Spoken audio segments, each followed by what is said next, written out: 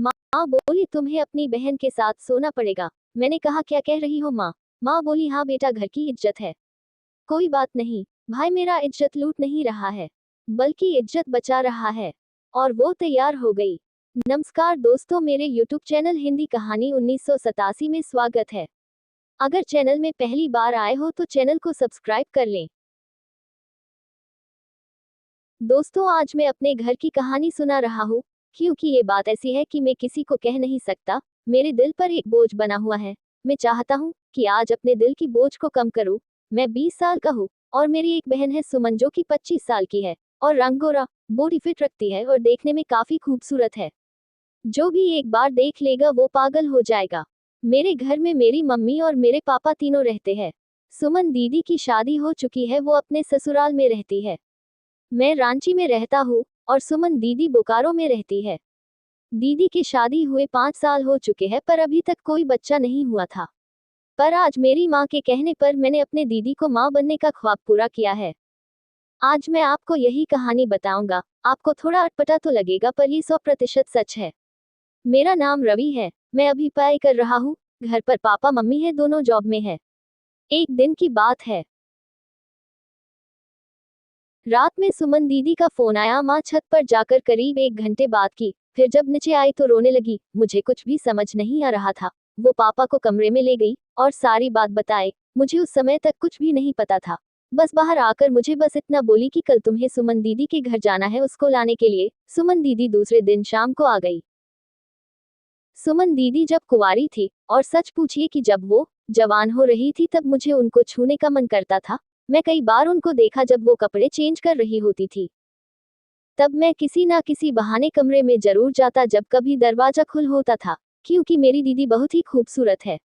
इतनी अच्छी है कि कोई भी आदमी देखेगा तो मेरी दीदी को पसंद करेगा। मैं भी करीब 3 साल तक उनके बारे में सोचकर मैंने एक सत बासत मारा था। मुझे उनके साथ प्यार करने का मन करता था। कई बार तो सोचा कि बोल दूं, पर मुझे बहुत डर लगता था। कहीं वो माँ को बता दे तो क्या होगा। ये अरमान तो अरमान ही रह गए थे। रात को जब वो सो जाती थी तो कभी कभी उनके छू लेता, तो कहने का मतलब है कि मैं पहले से ही अपने बहन का आशिक था, पर कुछ कर नहीं पाया था। जब 3-4 दिन हो गया तो मैंने पूछा कि माँ, दीदी को क्यों बुलाए हो, वो भी इतनी जल्दीबाजी में। तो माँ कहने लगी कि उसका तुम्हारे जीजा के साथ लड़ाई हो रही थी आजकल, इसलिए मैंने सोचा कि चलो उसका दिल बहल जाएगा। फिर कुछ दिन के बाद एक दिन माँ मुझे पार्क में ले गई और बोली, देख बेटा, पापा आज नहीं है, इसलिए तुमसे एक बात कह रही हूँ। ये घर की इज्जत है, घर में ही रखना। इस काम में पापा को कुछ भी पता नहीं चलनी चाहिए। तो मैंने माँ से कहा कि माँ, कौन सी ऐसी बात है जो आप कह रहे हैं?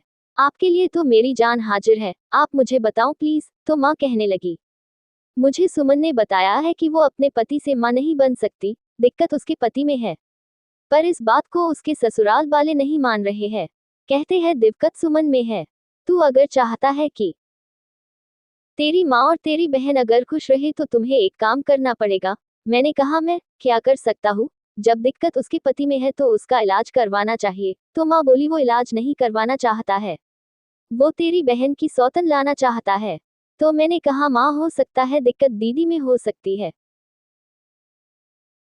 तो माँ बोली, दीदी में कोई दिक्कत नहीं है। मैंने कहा, आपको कैसे पता? तो माँ बोली, मुझे पता है। मैंने कहा, कैसे? तो माँ बोली, मैंने इसका एक बार एबॉर्शन करवा चुकी हूँ। मैंने कहा, एबॉर्शन दीदी का? बोली, हाँ, जब वो कुंवारी थी तभी वो ट्यूशन वाले सर से रिश्ता बना ली थी और प्रेग्नेंट हो गई थी। मैं तो सन रह गया। मैंने सोचा, बताओ, जिंदगी भर में एक सत बासत कर काम चलाया और कोई मेरी बहन को प्रेग्नेंट कर दिया। माँ बोली, क्या सोच रहे हो बेटा? मैंने कहा, कुछ भी नहीं माँ। तो माँ बोली, जिंदगी में बहुत सारे कुछ से इंसान को गुजरना पड़ता है। तो मैंने कहा, तो इस बात से साफ जाहिर होता है कि जीजा जी में ही दिक्कत है। माँ बोली, हाँ, अगर तुम्हारी बहन 1 साल के अंदर माँ नहीं बनी तो वो दूसरा शादी कर लेगा। मैंने कहा, तो मैं क्या कर सकता हूँ? तो माँ बोली, तुम्हें अपनी बहन के साथ सोना पड़ेगा।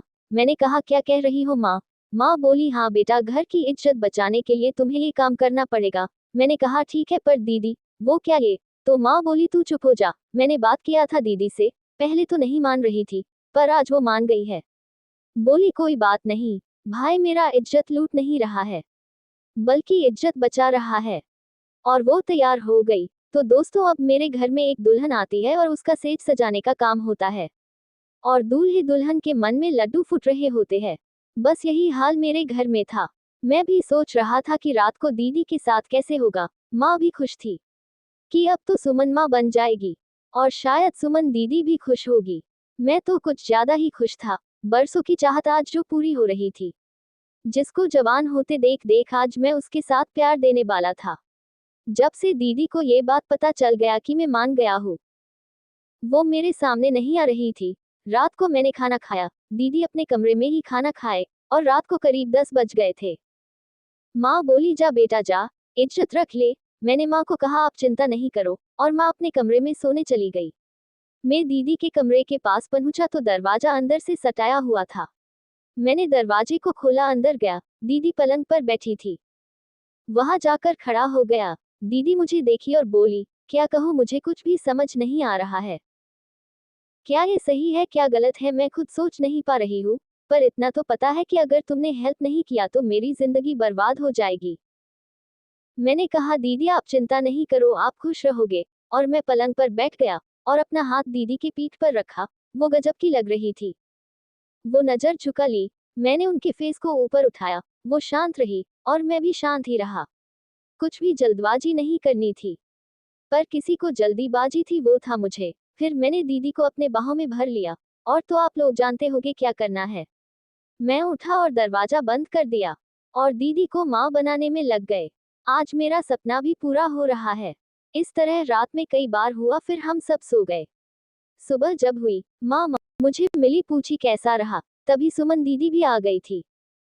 मैंने कहा, मुझसे क्या पूछती हो, आप इन्हीं से पूछ लो। दीदी बोली, बहुत अच्छा रहा, आज तक ऐसा नसीब नहीं हुआ था। माँ बोली, बस मेरा अरमान पूरा हो जाए और तेरा घर बस जाए, मेरी तो यही तमन्ना है। फिर क्या था दोस्तों, दीदी यहाँ 10 दिन तक रही और जितना हो सका मैंने उनके साथ प्यार किया। फिर जीजा जी आ गए दीदी को वापस ले जाने के लिए और दीदी चली गई। दीदी का फोन आया करीब 9 महीने बाद। माँ पूछी, क्या हाल है।